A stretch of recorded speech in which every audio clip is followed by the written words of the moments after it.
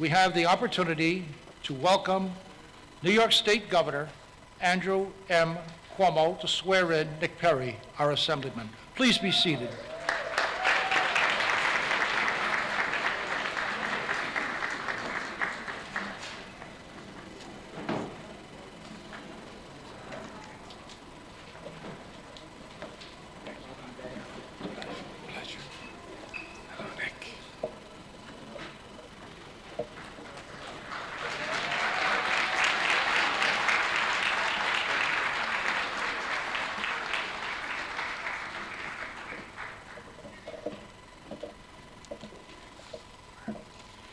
Well, what an honor to be here. Good evening to all of you. It is truly my pleasure to be here, and let's give a big round of applause to Bishop Harding. Thank you very much. To Jessica Richards. I sing just like her, by the way. Let's give her a round of applause. And to Father Edward Kane. Thank you very much for your blessings. Thank you to all of you. Well, this is my treat, and it's a special day for all of us, but it's especially a great day for the Perry family, who is recommitting themselves to public service. So let's give them a round of applause.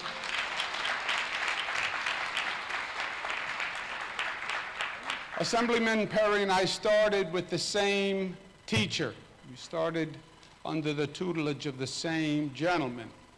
It was by the name of Mario Cuomo. Nick was a better student than I was, obviously, but I'm still learning.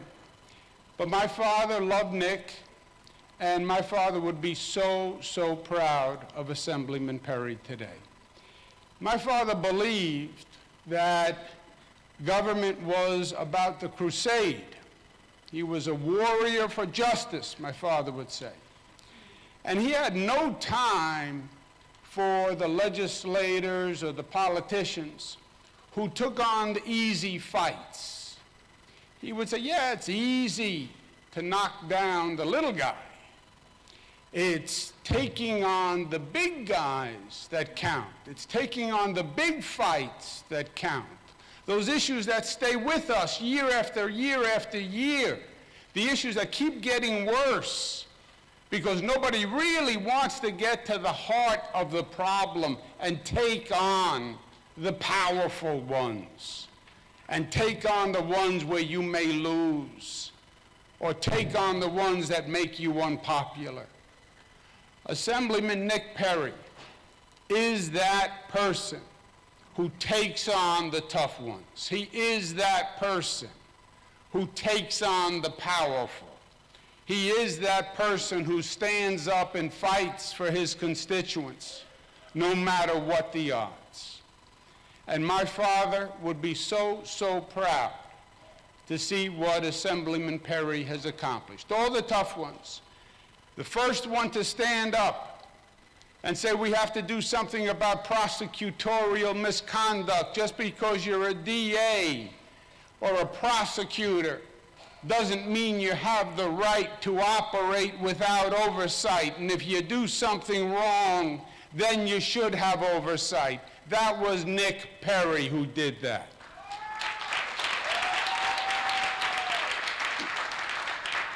Assemblyman Perry stepped up to the big landlords, the powerful landlords, and said, I'm tired of seeing my people abused. I'm tired of seeing tenants abused. We have to reform rent control and rent stabilization. It's not a giveaway to landlords. Let's protect tenants from getting displaced from their own communities and their own neighborhoods. That's Nick Perry. It's Nick Perry who stood up and said, we have to treat each other as human beings with decency. And just because you commit a crime doesn't mean you forfeit your rights as a human being. And stood up and stopped the shackling of pregnant women who were prisoners to a hospital gurney.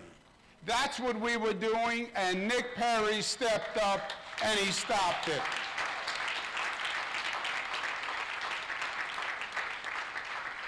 He is the fighter for bail reform. Because you know how bail works now. Young person comes before the judge. The judge is supposed to be looking at the merits of the case. The judge is supposed to be determining the risk of releasing that young person. But not when you have a cash bail system. When you have a cash bail system, then the judge is not determining the risk of release. He's determining the wealth of the individual. And if you're rich, you walk. And if you can't pay, you stay. And that's wrong. And Nick Perry is standing up on that fight, and we all owe him a debt of gratitude. And Assemblyman Perry is never more ferocious than when he is fighting for the people of his district. And he came to me a few years ago and he said, "Governor, I want to do something big for Brooklyn." I said, "Well, how do we define big, Nick? Are we talking 50 million big?" No, bigger," he said. I said, "We talking 100 million big?" No, we're talking bigger. We designed Vital Brooklyn, the most comprehensive housing, health care, green space, new parks, rebuilding of Brooklyn, $1.4 billion. That's Nick Perry.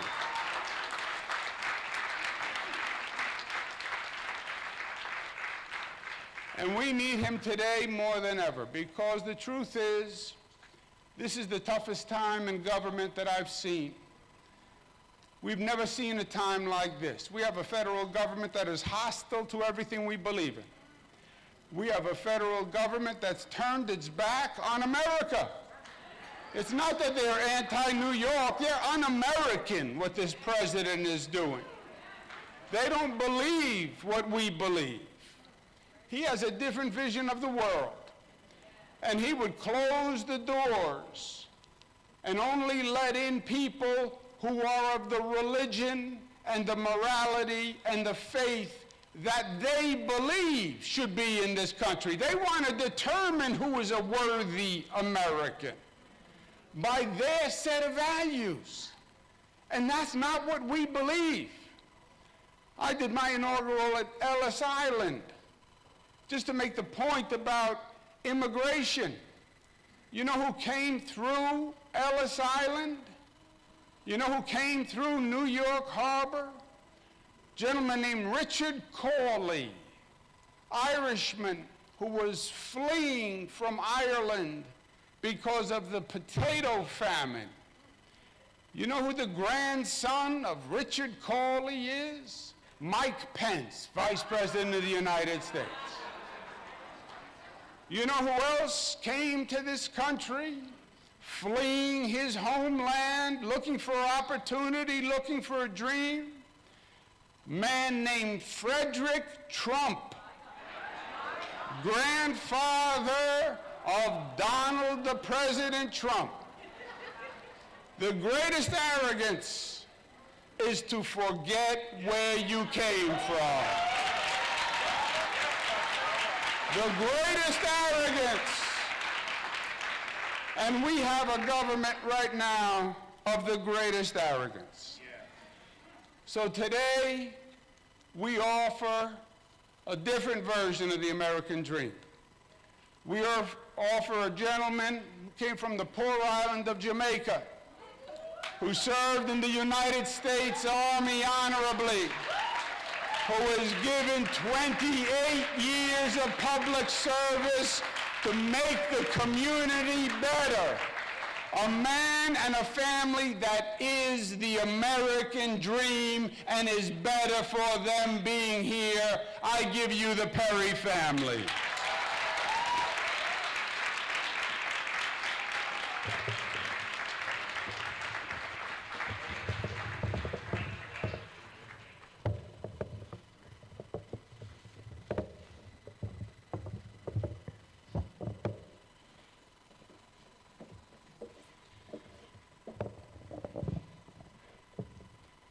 We have Assemblyman Perry, we have Joyce Perry, we have Alex Perry, step up. We have Justine Sky. We welcome them all. You have to be in the proper location. If you are not on the proper location, the oath is void, and that is a real problem. Please place your left hand on the Bible and raise your right hand. Repeat after me. God bless you. It's the Assemblyman's mother's Bible. Please repeat after me. I, state your name, I, Noah Nicholas Perry, do solemnly swear do solemnly swear that I will support the Constitution of the United States that I will support the Constitution of the United States of America and support the Constitution of the State of New York, and support the Constitution of the State of New York, and that I will faithfully discharge and that I will faithfully discharge the duties of the office the duties of the office of the State Assembly of the State Assembly according to the best of my ability. according to the best of my ability, So help me God. so help me God. Congratulations.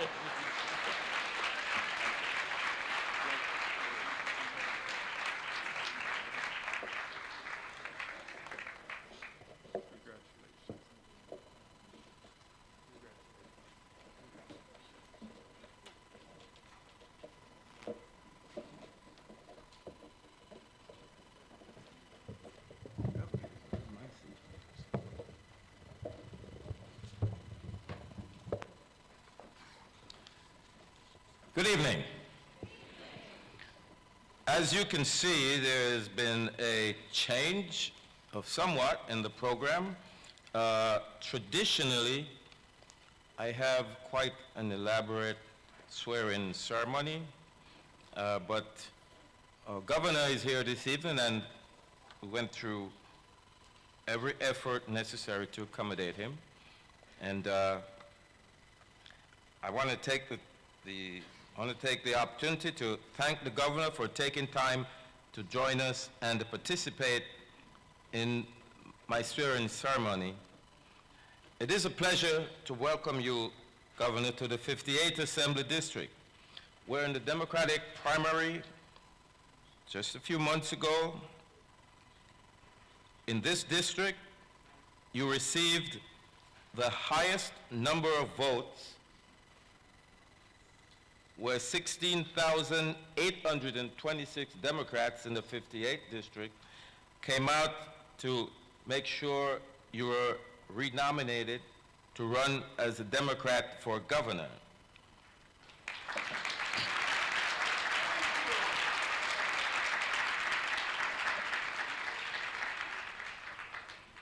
I know that all the nail biting stopped, Governor, when the results came in from the 58th. So on behalf of all the people of the 58th, I extend to you a warm welcome. And as our governor for the next 4 years, but who knows as 2020 looms. As a colleague in government, a senior, seasoned member of the New York State Legislature, I take this opportunity to say to you that together with our outstanding Speaker, Carl Hastie, our new First Woman Senate Majority Leader, the dynamic Andrea Stewart Cousins, you all stand together on the precipice of greatness. And I use the word precipice to symbolize how easy it will be for this triumvirate of progressive leaders to fall into the political abyss of what could have been. Because, Governor, I know you possess the ingredients for greatness, and I want to challenge you to rise to the occasion. As a matter of fact, we all expect you to. And as the leader of our great state, I heard you to make the right moves, to set the right temperature, and ensure the creation of the environment in which our legislative leaders can comfortably work with you to achieve the high expectations that now abound across our political landscape of this great state. The high expectation of significant reform to our criminal justice system, the high expectation of us moving in the right direction to ensure a bright economic future for New York's children and families, and remain a state where we take full care and provide adequately for our senior citizens, and carve out a future that will be lasting well beyond our time.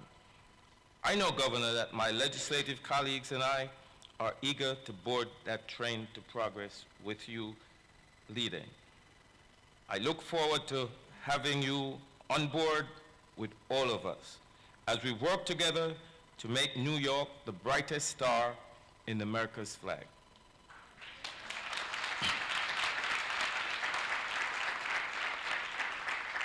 Governor, there are some things that we will talk about at another day. Thank you, Governor. It's a pleasure to have you. Welcome you to my district. And please don't make this the last time. Come back often. God bless you. Thank you very much. Work well. Always welcome.